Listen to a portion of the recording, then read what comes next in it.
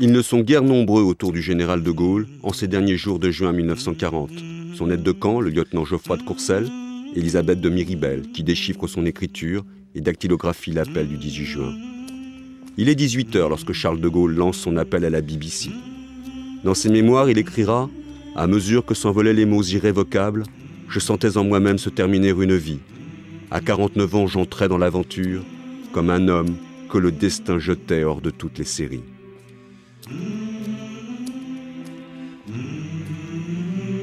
Le 19 au matin, quelques Français arrivent au PC du général. L'histoire, hélas, a oublié le nom du tout premier d'entre eux, un ouvrier d'Hispano-Suiza. Il y a aussi la visite d'Étienne Bélanger, le directeur de quartier à Londres, qui propose sa voiture et de conduire le général. Le chef de la France libre lui demandera en novembre 1940 de créer la Croix de la Libération. Il y a aussi Bernard de Molins, un débarqué du Sobieski. Ouais, vous rencontrez le général, il y a autre chose à faire que rencontrer un caporal-chef. J'avais une carte de visite. Et ma carte de visite, c'est que je venais de Syrie. Et quand j'arrive auprès du général, je fais une découverte.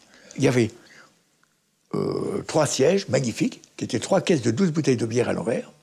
Et le siège du général, c'était une caisse de bière. Il m'a dit, asseyez-vous là. Il y avait sur le mur, un des murs, une carte, genre carte d'Air France, voyez-vous, du monde. Avec un tas de petits papillons, etc.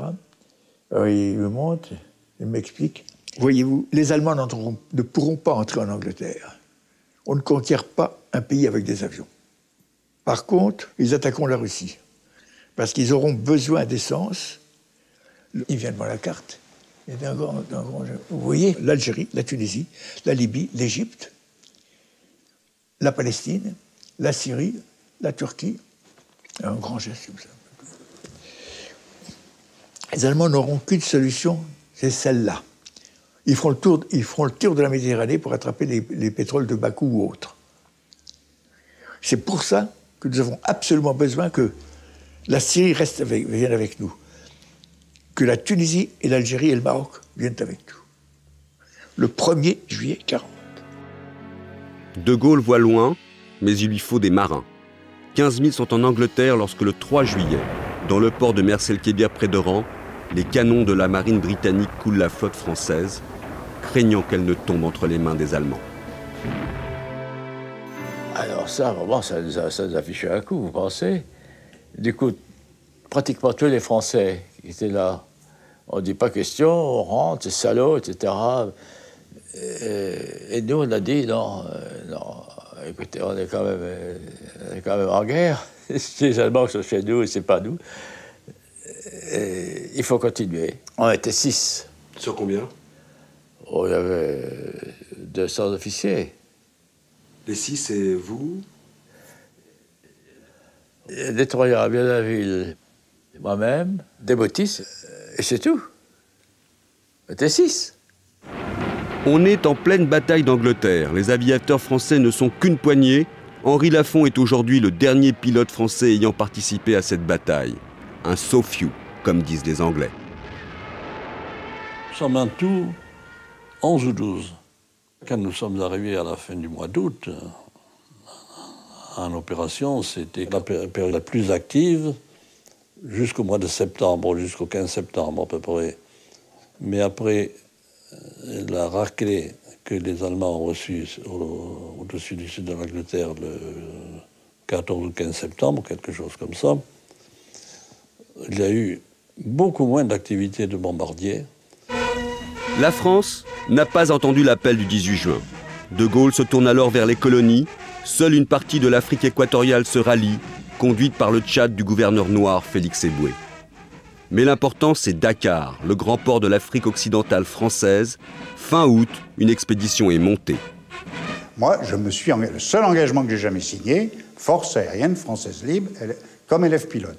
C'est la seule chose que j'ai signée. On voulait tous être dans l'armée de l'air, mais comme ils n'avaient pas d'avion, on a été mis dans l'artillerie ou dans les trains ou n'importe où. Et un jour, on nous a donné des uniformes pour la brousse et on nous a dit qu'on partait à Dakar. En principe, c'était complètement secret, mais tout le monde savait où on allait.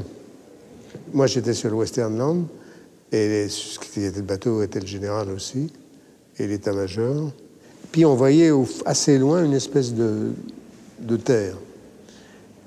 J'ai pensé que, vu le parcours qu'on faisait, le soleil, etc., que ça devait être l'Irlande. Alors le général qui était derrière dit « Tiens, mais il y a une terre là-bas. » Oui. Oui, mon général, ça doit être l'Irlande. Probablement. Bon, on n'a pas beaucoup le temps d'y aller, on verra plus tard. Nous sommes partis de Liverpool. Nous avons quand même été plus de 30 jours en mer. La moitié des Français libres existant à l'époque, environ 1500 hommes, donc, ou 1400, et puis de l'autre côté autant, on n'était pas 3000 alors, étaient sur le Westmoreland, l'autre moitié était sur le Penland. Quand on a été à une certaine distance, relativement près de Dakar, qu'on voyait forcément très bien, on a commencé à avoir des obus qui nous arrivaient à tirer sur nous. Il n'y a pas de doute. L'amiral Terry d'Argentlieu est arrivé en chaloupe dans le port de Dakar. Et puis là, il y a un officier de Vichy qui lui a dit « Écoutez, je suis chargé de vous arrêter. » Bon, alors l'amiral d'Argentlieu est parti tout de suite. Ils lui ont tiré dessus, ils l'ont blessé.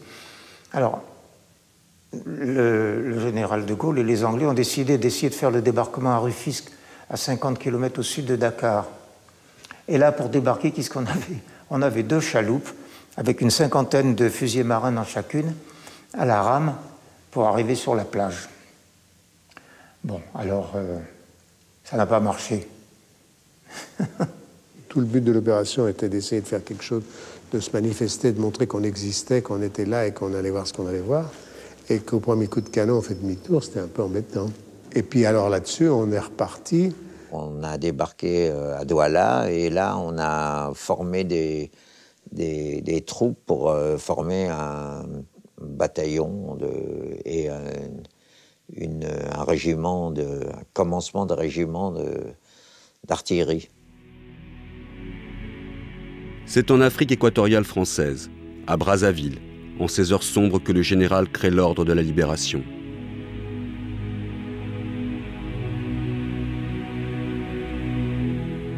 Le noir pour le deuil, le vert pour l'espoir, un glaive, une croix de Lorraine, le symbole que s'est choisi la France libre. Une pierre tombale, dirait André Malraux.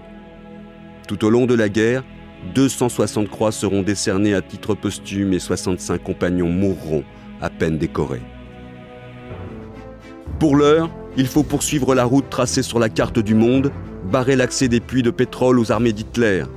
Et tandis que la moitié de ses troupes contourne l'Afrique pour rejoindre l'Égypte, il impose à l'autre moitié de s'y rendre par le désert et de harceler au passage l'ennemi italien. Cette tâche, c'est à Philippe d'Hautecloque qui la confie, qui, pour éviter les représailles sur sa famille, a pris le pseudonyme de Leclerc. Dès que nous sommes arrivés à Fort-Lamy, il m'a demandé à nous voir un par un et il m'a désigné pour partir immédiatement dans une compagnie de découverte de combat qui a été installée à Larzeau, dans le nord du Tchad. Ce premier contact a été un véritable coup de foudre. Je suis vraiment tombé amoureux de ce colonel. Il était petit, assez pet sec. Il était toujours où il fallait. Une nuit, nous sommes tombés sur un détachement de goumiers italiens. C'est lui qui était en tête, c'est lui qui les a littéralement désarmés, personnellement. Vous voyez le genre de chef auquel nous ayons affaire. À Koufra en particulier, il avait un canon de 75, et puis je crois 150 ou 200 types. Et alors il promenait son canon autour de Koufra, il tirait trois coups, puis il allait le mettre plus loin.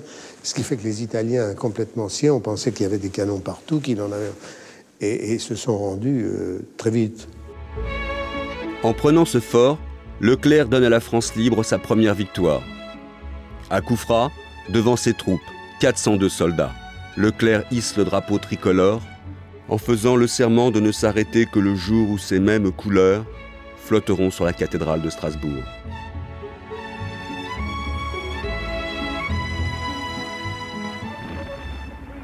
Mais en ce mois de mars 1941, Strasbourg est allemande comme pratiquement toute l'Europe. Le 21 juin, Hitler attaque par surprise l'Union soviétique. La Wehrmacht semble invincible. Elle fonce sur un boulevard jusqu'à Moscou. En Syrie, pendant ce temps, Vichy laisse passer les Allemands pour prendre l'Irak et les Britanniques à revers. Pour De Gaulle, le Rubicon est franchi. Avec les Anglais, la France libre attaque l'armée française. C'est une guerre fratricide. C'était difficile de se battre. D'ailleurs, ils ont demandé si on était volontaires, parce qu'il y en a qui n'ont pas voulu. Le chef de bataillon nous a pris un par un, pour tous les cadres européens, pour nous, officiers et sous-officiers, pour nous demander si on acceptait d'aller au combat ou non. Étant entendu qu'il n'y aurait absolument aucune sanction, qu'on était parfaitement libre. À ma connaissance, un seul sous-officier a demandé à ne pas aller au combat parce que son frère était de l'autre côté. Donc, il raison tout à fait valable. C'est tout. Tout le monde y était allé, bon, mais sans aucun enthousiasme, bien entendu. Moi, je n'ai pas eu d'état d'âme. C'est votre ancien régiment qui est en face de vous? Oui. Ils étaient tellement anti-anglais qu'ils se sont battus très bien. Et qu'on a eu beaucoup de pertes chez nous, quand même. J'avais en face des Français qui étaient pour moi comme des Allemands. Qui se comportaient comme des Allemands, c'est-à-dire qui travaillaient pour les Allemands. Mais nous, on pensait vraiment qu'on rentrerait et en Syrie et que ils se rallieraient tout de suite, alors que ça ne s'est pas du tout passé comme ça. Sur 40 000 soldats, 1200 seulement rallient les Français libres. Pour l'armée française, De Gaulle est un traître. Elle préfère retrouver ses pénates en France occupée. Et là, anecdote, j'avais relevé un officier vichiste. Cet officier vichiste s'appelait Dreyfus. Alors, je lui ai dit, vous repartez en France, vous savez bien ce qui se passe quand même. Il me dira, j'ai prêté serment à Pétain. Le général de Gaulle veut que la France libre soit sur tous les fronts. En cette année 1941, les rares aviateurs français sont constitués en escadrille. On était constitué le groupe Lorraine à Damas, le groupe Alsace à Rayac et le groupe Île-de-France en Angleterre. Tout ça dans un mouchoir de poche dans le même courant du mois de septembre 1941. Les objectifs étaient essentiellement tactiques, des gares de triage, des aérodromes, des usines. Moi, c'est arrivé une fois, c'est justement une de ces bagarres, où je suis rentré avec un peu de retard. Alors tout le monde s'est dit, bah, il est mort, quoi. Et alors j'arrive, et on me regarde un petit peu, et nous avions tous un emplacement pour le parachute, pour truc, et je trouve ce petit papier. Et ça m'est arrivé, ça, en 1943. Depuis, ça n'a pas encore quitté mon portefeuille. Je l'ai toujours sur moi. Je dois vous dire qu'à chaque départ, j'étais présent, quelle que soit l'heure, que ce soit de jour ou de nuit. Et au retour, j'étais là aussi pour compter mes avions. Et par moments, il y avait des passements de cœur, parce qu'une certaine nuit, d'ailleurs, il y en a 5 qu'on manquait à l'appel. Ça fait quelque chose. Parce que ça signifie aussi qu'il y a 20 types. Au groupe Lorraine, 2 hommes vont croiser leur destin. L'un aura 2 fois le prix Goncourt, l'autre est député et futur président du Conseil. Romain Gary et Pierre Mendès France. On était ce qu'on appelle des Français libres. Alors, il n'y a qu'une chose qui comptait pour nous, c'était pas tellement le grade. C'était la valeur du bonhomme et ce qu'il faisait. Mendès France, il n'y a rien à dire. Il a fait ses 30 missions, il a fait un tour complet d'opérations. Et ça n'a pas toujours été commode, croyez-moi. Parce qu'il y a bien des fois où il a failli être au tapis. Hein, l'avion est revenu, il fallait voir les trous qu'il y avait dedans. Moi, j'en sais quelque chose, parce que je les faisais réparer. Et quand De Gaulle est parti à Alger, il est parti avec lui. Pour devenir commissaire aux finances, je sais pas quoi. De Romain Gary, Claude Raoul Duval garde un souvenir émouvant lorsqu'abattu en avril 1943, ce dernier réapparaît en Angleterre 6 mois plus tard. Je rentre dans la salle à manger de ce fameux quartier général des forces aériennes françaises libres où j'avais été embauché par 3 pelés et un tondu en juin 1940. Là, c'était devenu un magnifique quartier général étoffé. Il y avait une salle à manger et ils étaient tous à table. Et Romain Gary s'est levé et m'a pris dans ses bras en pleurant. C'est un souvenir merveilleux que j'ai de Romain Gary quand il m'a retrouvé. Donc, c'était en fin septembre et début octobre 1943. On pensait que vous étiez mort. Oui, tout le monde. Mais non, j'étais mort pour tout le monde. J'étais mort pour tout le monde. J'étais décoré à titre posthume. Parce que c'était une hécatombe, cette guerre, la guerre aérienne.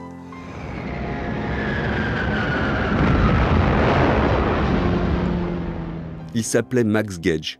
Avocat à Casablanca, il était l'as des as. Il est mort au dernier jour de la guerre. Le 3 août 1944, Jean-Marie Dore précipite son avion contre une bombe volante, un V1 qui piquait tout droit sur un hôpital londonien. Jacques Schleusing, brûlé vif, avant de repartir une dernière fois le 26 août 1944. Henri Bouquillard, dont l'avion explose en vol le 11 mars 1941, sous les yeux de son ami René Mouchotte, le chef vénéré, le grand frère, parti le 27 août 1943 et qui ne rentrera jamais.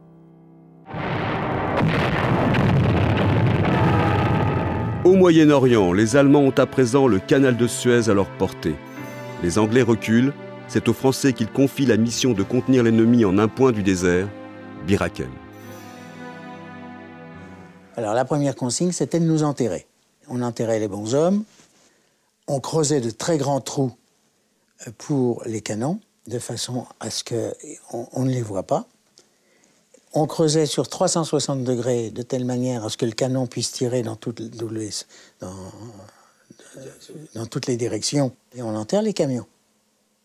Ce qui fait qu'après, quand il y a eu les bombardements, et qui ont été terribles, pour être tué ou pour être atteint, il fallait qu'il y ait un coup au but. Si ça vous tombait à 2 mètres, ça m'est arrivé, on n'avait rien. Parce que vous étiez dans le trou. Parce qu'on était dans le trou et que les éclats étaient obliques. Commandés par Koenig, les Français libres ne sont que 3400. Ils n'ont que 54 canons, mais l'envie d'en découdre. En face, l'ennemi porte un nom, Rommel. Le 27 mai 1940, lorsqu'il décide d'écraser Bir Hakeim, il engage 1000 avions, 30 000 hommes. Et à partir du 4 ou 5 juin, nous avons eu surtout des bombardements d'avions. Il n'y avait pas 1 mètre carré du sol qui n'avait pas eu un impact. On ne pouvait pas sortir la tête, on ne pouvait pas faire 2 mètres sans être flingué. C'est ce qui s'est passé.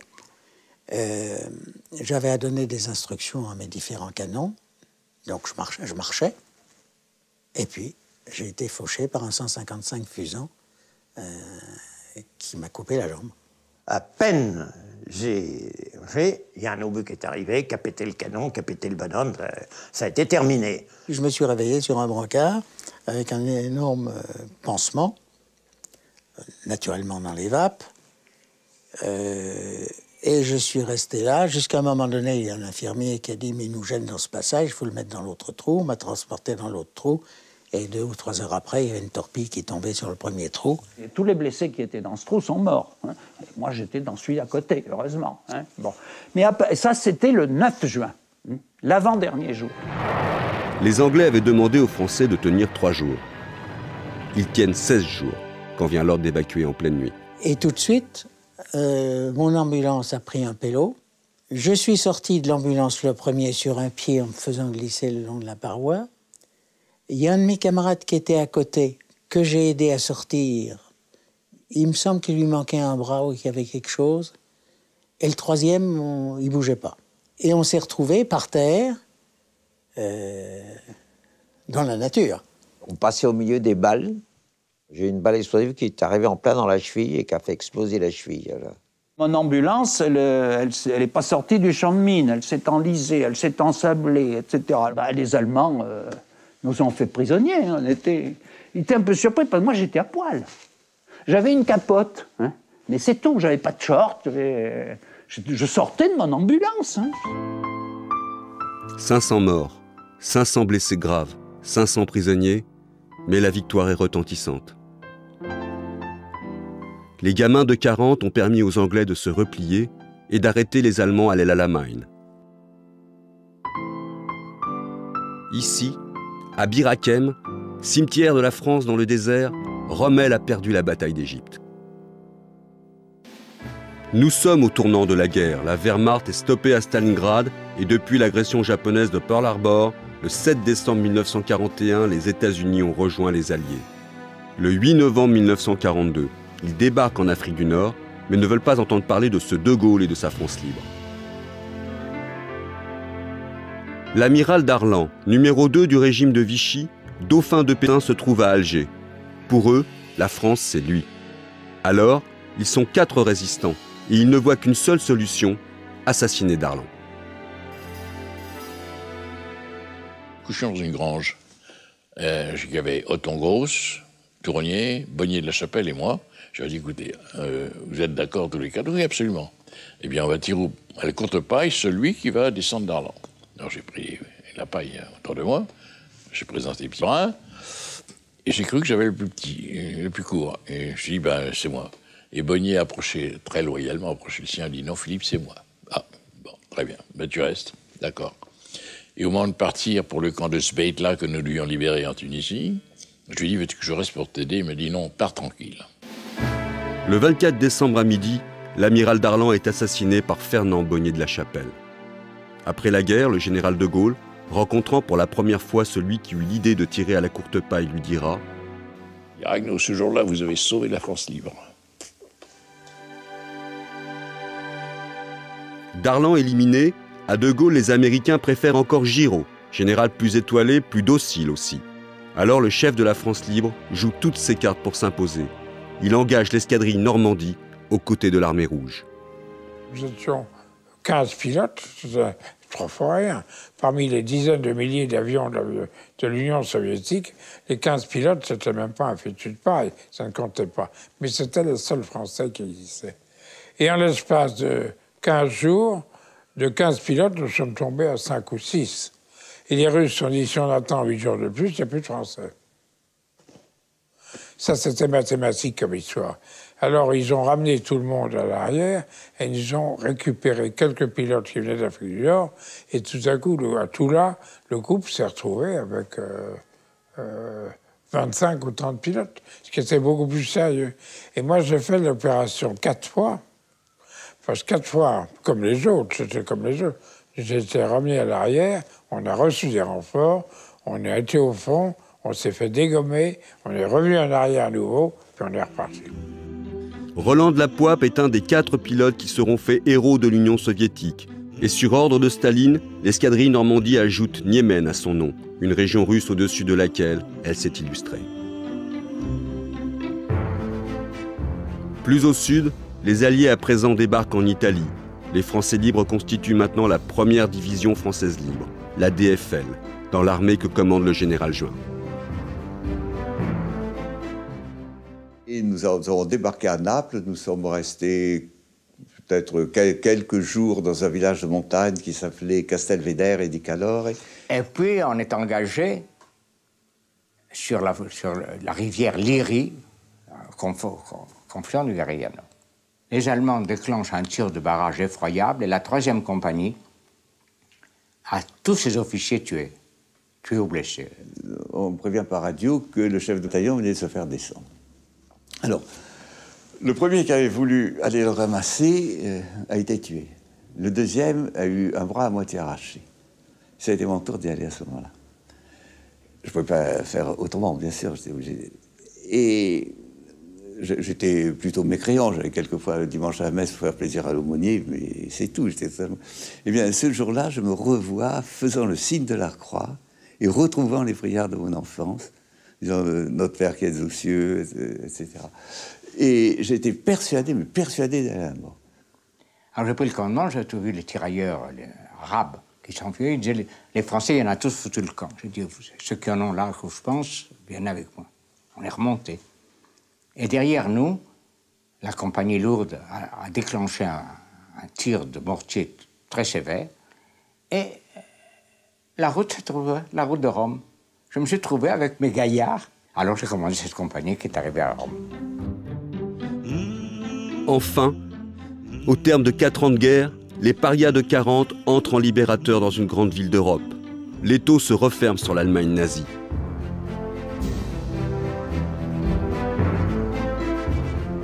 Blessé au genou à Bir Hakeim, Jacques Rumguer a refusé la réforme.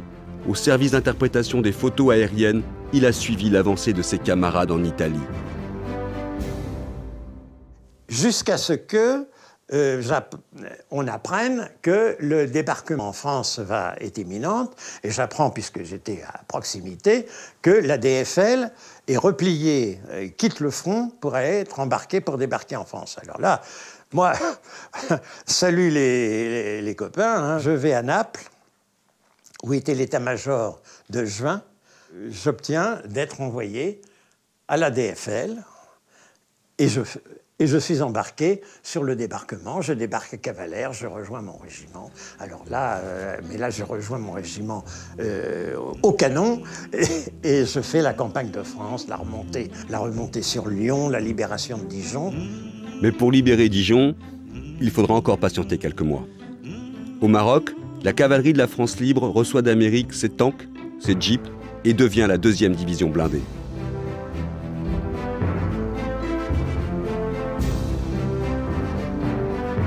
Direction l'Angleterre, là où tout a commencé. Un jour, le 6 juin, ils fouleront le sable des plages de Normandie.